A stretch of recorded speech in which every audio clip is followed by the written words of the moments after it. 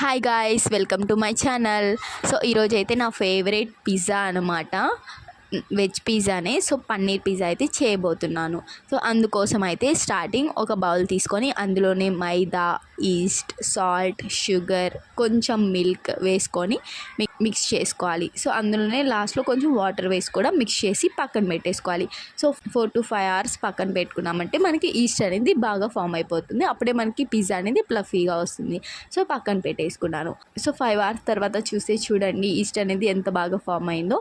So next అయితే ఈ బ్యాటర్ని తీసుకొని బాగా మిక్స్ చేసుకొని ఒక ప్లేట్ అయితే తీసేసుకున్నాను. సో ప్లేట్లో అయితే నేను కొంచెం ఆయిల్ అయితే అప్లై చేశాను.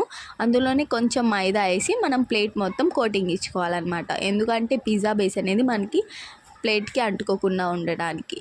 సో వేసేసుకున్న తర్వాత ఈ బ్యాటర్ని అయితే నేను ప్లేట్లో వేసుకొని పిజ్జా షేప్ అయితే చేసేసుకుంటున్నాను. సో ఇక్కడ క్లిప్ అయితే మిస్ అయింది. సో మొత్తం వేసేసుకున్న తర్వాత చూడండి ఎలా ఉందో.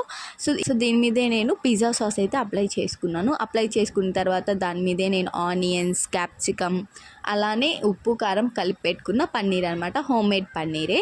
సో పన్నీర్ కూడా చిన్న చిన్న పీసెస్గా కట్ చేసుకొని పెట్టేసుకున్నాను అనమాట. పెట్టేసుకున్న తర్వాత దీని మీదే కొంచెం చీజ్ అయితే వేసుకోవాలి. మనం ఎంత చీజ్ అయితే వేసుకుంటే అంత బాగుంటుంది టేస్ట్. సో చీజ్ వేసేసుకొని దాని మీద నార్మల్గా అయితే సీజనింగ్స్ వేసుకోవాలి. సో నా దగ్గర లేవు కాబట్టి నేను కొంచెం చిల్లీస్ అయితే మిక్సీ పట్టి వేసేసుకున్నాను. అలానే దాని మీద కొంచెం గరం మసాలా అయితే వేసేసుకున్నాను. అంతే అండి. ఇంకా బౌల్లో పెట్టుకొని కుక్ చేసుకుంటే వేడి వేడి పిజ్జా అయితే రెడీ అయిపోతుంది. సో చాలా అంటే చాలా ప్లఫీగా వచ్చింది. నేను, మా అక్క అండ్ మా ఇంట్లో అందరం ఎంజాయ్ చేసేసాము. సో నెక్స్ట్ షార్ట్లో ఏంటంటే చికెన్ పిజ్జా అయితే చూపిపోతున్నాను. So see you in next vlog. అప్పటి వరకు చలో బాయ్.